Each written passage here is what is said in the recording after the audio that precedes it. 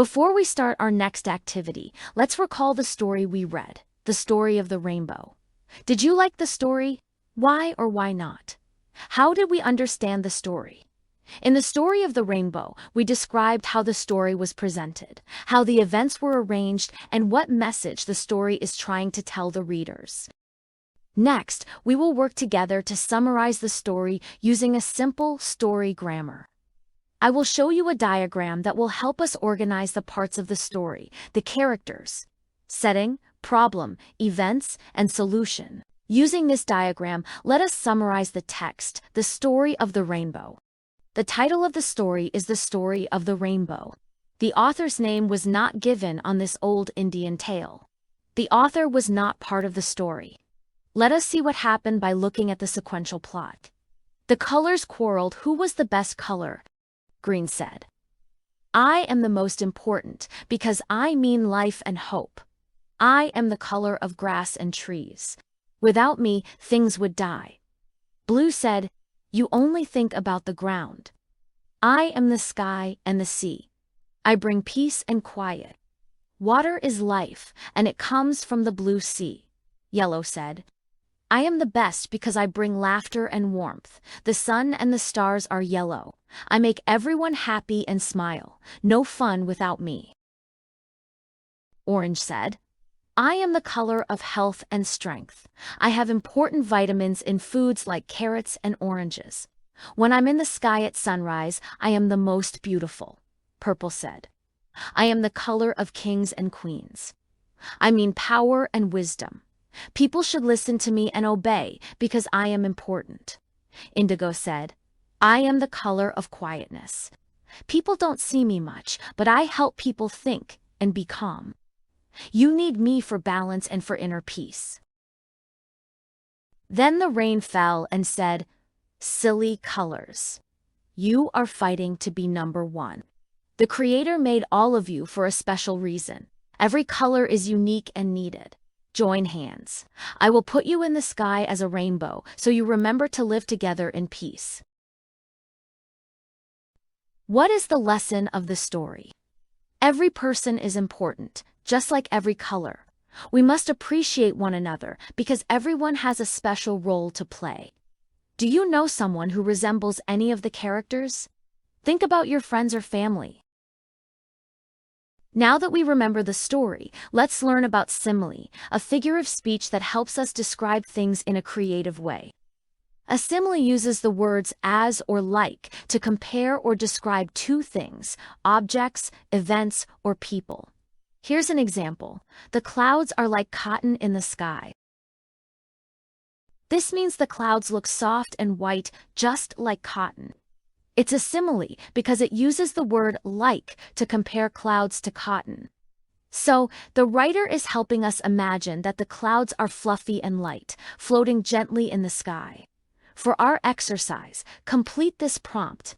I am like the color, say your color, because say why makes you like this color. Example, I am like the color orange because I am cheerful and full of life. Think about which color best describes you and why.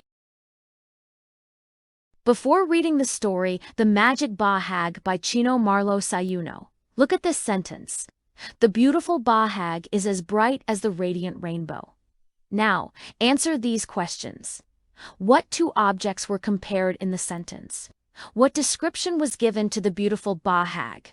What word was used to compare the two objects? Which sound device was used in the sentence, onomatopoeia, alliteration, or assonance? Why did you say so? Bahag and the rainbow are the two things being compared in the sentence. The bahag was described as bright and radiant. The word as was used to compare the two words, rainbow and bahag. The sound device can we hear in the sentence is alliteration, because the words beautiful bahag and radiant rainbow repeat the same beginning sounds. Now let us read the story The Magic Bahag, written by Chino Marlo Sayuno. Impapasta kung hagizaki, ya a, ila, ilala. Abyang sighs between sighs and whispers as the jeepney treads the rough roads downhill. It is only in Pasile, his hometown, where he ever has had friends, and now they are leaving the place forever. The song plays on Abyong's head like a symphony trapped by a wall that is his skull. He tries to sleep only to be awakened by the jeepney bumps and jumps. He just then looks outside, but as the sun greets the day with its rays that warm the skin of the early morning travelers, he feels like it is bidding him goodbye, teasing him even. For him, he will never see this giant ball of warmth the way he sees it from the mountainside of Pasil. Whether Tabak will give him the same view, he does not know or care. "Nana, do we really have to do this?" Abyong asks his mother, holding tighter to her as the jeepney turns to a curve. His mother sighs. "This is the only way. We can't stay in Pasil forever. There is a good opportunity for your father, and we cannot let it pass." "But we're all right, aren't we? I am okay with Tata's hunt and the Kamadi tops. This is for the better," his mother concludes. Abyong looks away, gazing at the view of the hillside, where trees and roofs appear like parches of an unfinished Silan-bituin blanket, reminding him even more of Pasil. Ilale Yaile. The voices of his friends resonate in his head again, bringing back their laughter after Lindeo, the youngest girl, would jokingly belt out the last line of the song, even when she knows that singing is not her talent. "But my friends, they have been my friends for years.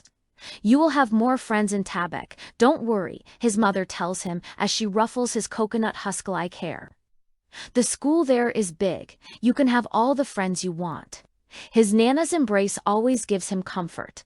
But this time, no matter how he tries, Abyong cannot get Pasil out of his head. Everything he sees and hears reminds him of Pasil.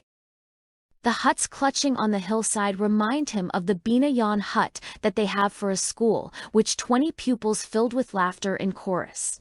It reminds him of the early mornings that they spent with Ms. Legospi, a teacher volunteer from Manila, when they would read tales about the bullied skinny kid who saved the town, or the Encantada from the lake, who fell in love with the chieftain's son. The chirping of the crickets echoes in his mind, the same harmony that used to be his only company during hide and seek, until someone would find him camouflaged with a pool of dry leaves or hidden behind a bunch of gabi plants. The cascading river connects him to the splashes of water when he and his playmates would swim and catch fish after class. The tweeting of the birds now joins that of the crickets, humming in his heart the songs he and his friends used to sing. In fact, the folk song they learned before he left keeps on resonating in his head. Abyong knows that he has to understand everything, as Nana told him, but what can he do? He is starting to hate everyone even more as the view of Pasil becomes smaller and smaller. He hates those men in orange polo shirts who visited their village to recruit men who would work for a construction project in Isabela, near the boundaries of Tabak City. He hates the elders of their little community who let the families decide on their own accord. He hates his tata for accepting the offer just because he had no other job other than hunting. When he can no longer see Pasil, tears start welling up in his eyes, he rubs them off. "Nana, do I have extra shorts that I can use for school tomorrow?" Abyong asks his mother, who is hanging washed clothes that Sunday afternoon, a week after they moved from Pasil. Yes, his mother says, but why? You can wear your BH. The school allows pupils to wear it. Rumpling the end of the bag he is wearing, Abyong says, "I don't want to wear my BA. "And why is that?" Her mom faces him, hands on her waist, a little taken aback. "Nothing, I just don't want them to laugh at me," he says, plucking out a loose thread from his BA. "They will not laugh at you," her mother assures him, as she hangs a blanket on the clothesline. "They would, just like in Ms. Legospi's stories. Just please let me wear shorts, Nana." Abyong watches his hag and t-shirt hanging by the window, fluttering as the wind blows from outside. He has been tossing and turning on their paypag for almost an hour now, as he is not yet comfortable in their makeshift bunkhouse. His banig back home would still do a better job lulling him to sleep. Aside from that, he fears tomorrow's first day of classes. You have to sleep early, you know. His father speaks, sitting beside him. I know, Tata. I close my eyes, and still, I can't sleep. Abyong tries, closing his eyes even harder. Let me tell you, Abyong, Tata says. You don't have to worry about tomorrow. But if you still do, then I think it's time. Time for what? Abyong's forehead curls, puzzled by what his father is trying to say.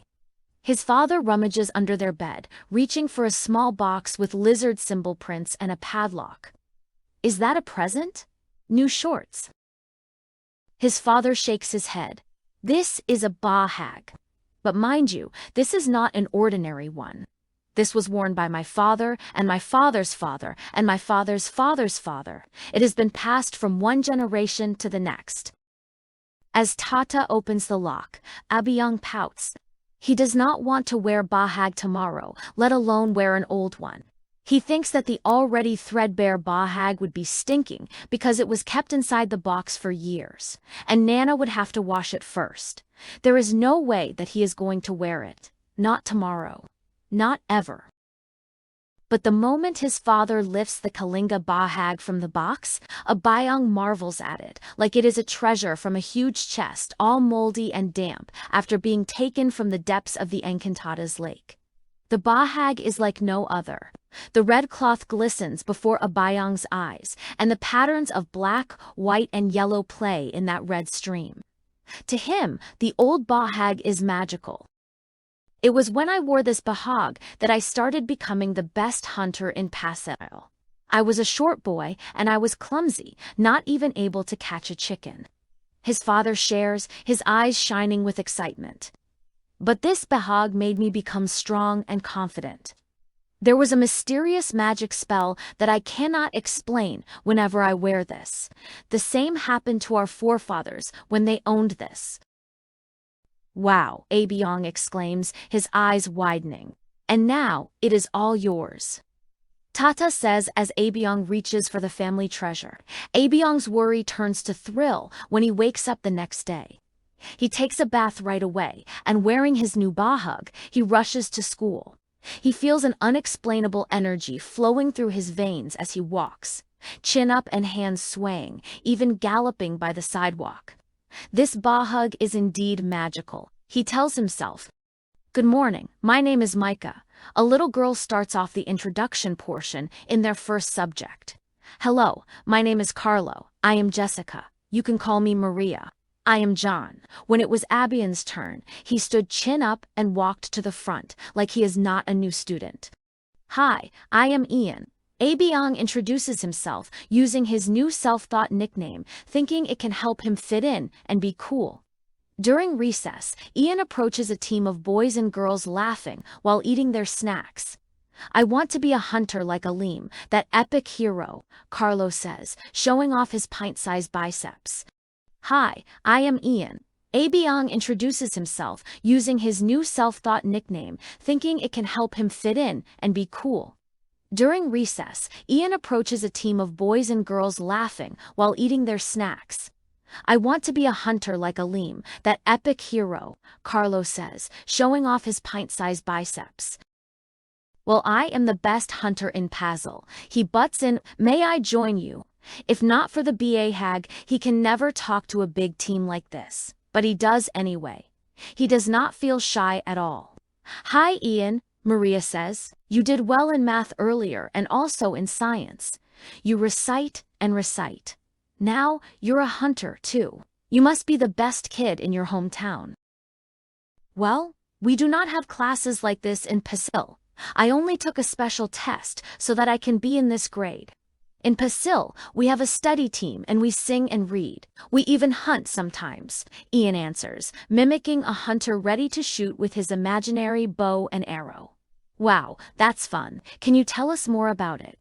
Carlo says as their classmates gather. Ian cannot believe that he can make a bunch of his classmates laugh and listen to him on his very first day in school. He is an instant celebrity. He cannot believe that he does not feel the slightest glint of awkwardness. This bahag is indeed magical, he tells himself.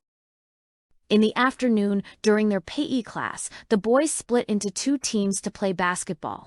The girls cheer whenever one shoots, hoops, or blocks an opponent's shot. Ian had barely played basketball before, but he finds himself becoming an ace player, leading his team to victory. His classmates rejoice and praise him as they lift and toss him up and down. He is still shocked. This bahag is indeed magical, he tells himself. Impapasta kundragsakyahay alahilale.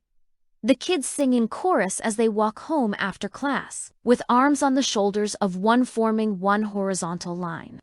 They laugh and sing on the top of their voices. Ian knows the song. For him, it carries the best memories. It reminds him of Bokak leading the song and Lindeo ending it. Out of pitch, sending everyone laughing. Then they would start all over again as they tried to perfect it. It rekindles the memories of Pascal and his friends there. But now, Carlo and John are singing it louder and the girls laugh because they are out of tune. It also makes him laugh, and so he reaches for John's shoulder, chanting as loud as they do. This bahag is indeed magical, he tells himself. Hey, are you going to wear that bahag again tomorrow? John asks Ian before turning to a different route home. Yes, why? There is nothing wrong with this. This is who we are, Ian says. I couldn't believe I just said that, he tells himself, charging it to the powers of his bahag. Well, nothing. See you tomorrow. John runs to the others as they disperse homeward. He would still wear it? Come on, let's wear ours too. Ian hears the distant chatters of his classmates. He smiles and walks away. Nana, I can't believe it. I had a lot of friends already, and I recited in classes. I was always raising my hand and I got the right answers. Can you believe it? He says, hugging his mother. Tata, I was the best in class today. I even had lots of friends, and they listened to my stories. I was even the best player in basketball. He hugged his father. Thank you for your magic bahag. Tata and Nana smile at him as he tells his stories. That is not a magic bahag, Abiang, his father admits. It was you who had the magic. Nana follows. Abiang did not say anything for a while. Then he smiles and hugs his parents again. This time, even tighter. That night, he takes out all his notebooks and lays them on his bed. One after another, he changes the name written on each of them to his real name. He does not need to be Ian after all. The next day, Abiang bathes early, humming his classmates' chant. He takes out a fresh bahag from his drawer and wears it. He rushes to school, feeling the energy flowing through his veins as he walks, chin up and hands swaying, even galloping by the sidewalk. He sees the sun greeting the day with its rays that warm the skin of the people walking early that morning, and he feels like this giant ball of warmth welcomes him to his new home. All right, class, now that we've read the magic bahag, let's talk about what happened and think about what it really means. First question. Did the bahag really have magic? What do you think? Was it really a magical cloth that gave Abiang powers? No, not really.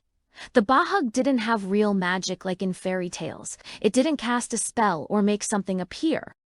So if it wasn't really magic, what kind of magic did it have? The bahag was special because it made Abiang feel proud and brave. When he wore it, he felt confident to meet new friends, to speak up in class, and to be himself. It was like the bahag reminded him of where he came from and gave him strength inside. His parents helped him see that magic. His tata shared the story of the bahag and told him how it had been passed down through generations. His nana reminded him that he didn't need to change who he was, that he should be proud of himself. Their love and support gave him the strength to believe that he was enough just as he is. So, the lesson is this. Sometimes, the magic we're looking for isn't in the things we wear or the objects we have. It's already within us. And often, it's the people who love us, like our parents, who help us see that magic inside ourselves.